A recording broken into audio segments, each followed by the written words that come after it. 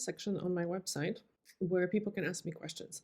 And usually it's just easier to answer like a general questions, because if it's something very specific to your nails, it's better to send me pictures, and I have a service that I provide where I can look at your nails in particular and give you a better advice. But here's a question that um, a lot of other people can probably benefit from the answer. Is it really necessary to give nails a break from polish, specifically seeing the Vinyl normal polish or gel polish? I'm asking because I have tried, and my nails and the skin around them end up looking awful.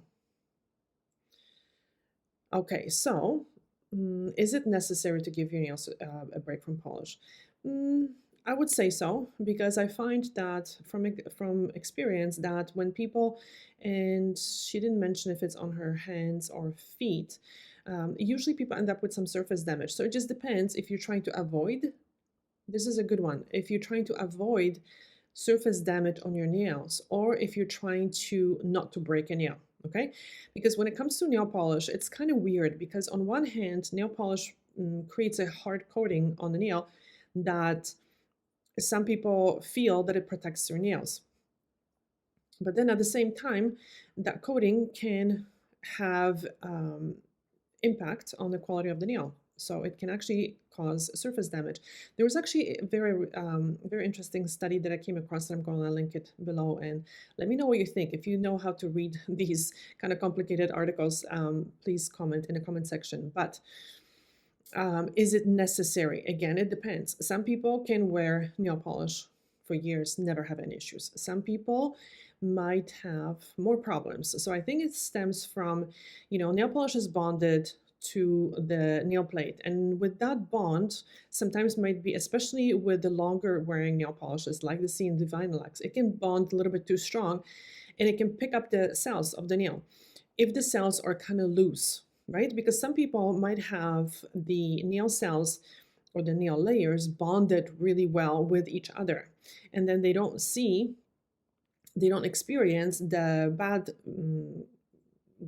side effects from the nail polish, and some people do. So I usually recommend, again, this is not like a scientific answer, but I just found that normally wearing polish for more than 5-6 days, and I know you guys don't want to hear it because a lot of times people want to wear nail polish for 2 weeks, but usually I would say 5-6 days and take the polish off. It could have something to do with the fact that the nail polish, it gets harder as it's aging or loses the flexibility, and somehow it just tends to damage the nail. So taking the polish off, having the polish off for 2-3 days or even 1 day, do some type of treatment, warm oil soak, things like that. And over time, and that is to protect or to prevent the nails from having surface damage. Now, if you don't care about the natural nails, if they are in a yellow or in a condition that's not the best, but at all costs you're trying to have longer nails, then some people are saying that wearing nail polish all the time helps, because then again, it's almost like, how do I explain it? It's almost like nail polish is almost like having a cast on your arms. So for example, you're trying to get your arms stronger.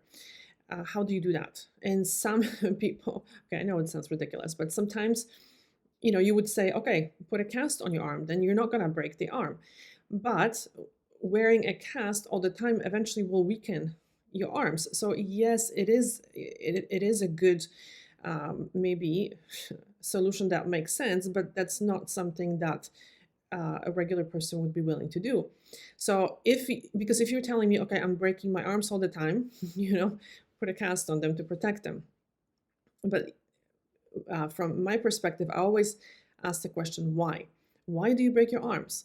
And this is why I often need to talk to people before I give them advice, because, for example, they could be breaking their arms because they are, I don't know, they have osteoporosis and they're falling and they're breaking their arm. They could also play extreme sports and there's nothing wrong with their bones, but they're just living life a little risky. What else could it be? For example, it might be that some people have issues with their balance, right? So saying, okay, wear a cast on your arm is not necessarily the best solution. The best solution would be to figure out why this is happening and correcting that why. So, like if you are, for example, having osteoporosis, I don't know, there's other things that you can do for it, even weight training, proper diet, vitamin D. I don't know, there are different things that you can do. For example, if you're playing extreme sports, then maybe reconsidering that would be a good idea. If you have issues with your balance, it could be your shoes. Sometimes when people wear uncomfortable shoes, they don't feel the ground and they have issues with their balance. So again, asking why. So this is why very often, I'm going very far with it, but this is why very often I don't have the answer. Like, I'm breaking my nails. Why? I don't know. We have to dig deeper. Let's go back to the question. Okay, so and I don't understand why. I've tried in my nails and the skin around them end up looking awful. I don't understand why the removal of the nail polish makes the nails and the skin around them looking awful. No idea.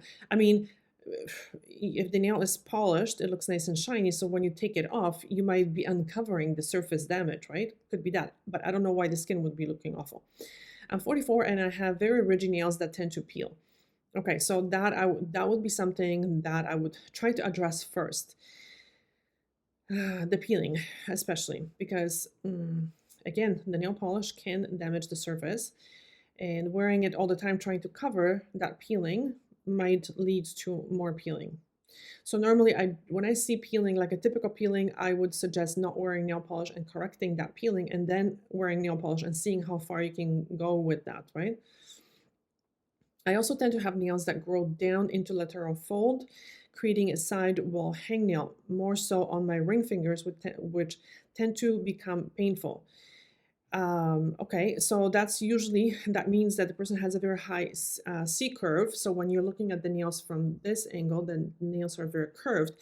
And sometimes that can, it's not really a hangnail, but sometimes it can create a little bit of a callus, and then sometimes when that area is dry, it can break. But it's a callus. It's not really a hangnail. But without seeing, I don't know. I work now. This is a very good one. I work very hard on caring for my nails, wearing gloves when washing dishes, and using good products. Very often I hear that, and then when we go through what they are actually doing, I don't want to sound like a know-it-all, but very often people are doing all the incorrect things and they are working very hard but doing the incorrect things, and this is why they don't have good results. So they don't have good results not because they're not working hard at it, it's just because they're not doing the right things. Any suggestions would be greatly appreciated. So these are my suggestions, and again, without seeing the nails, it's a little bit difficult to tell, but hopefully this video will have some advice that might help your nails as well. Thank you so much for watching. Bye.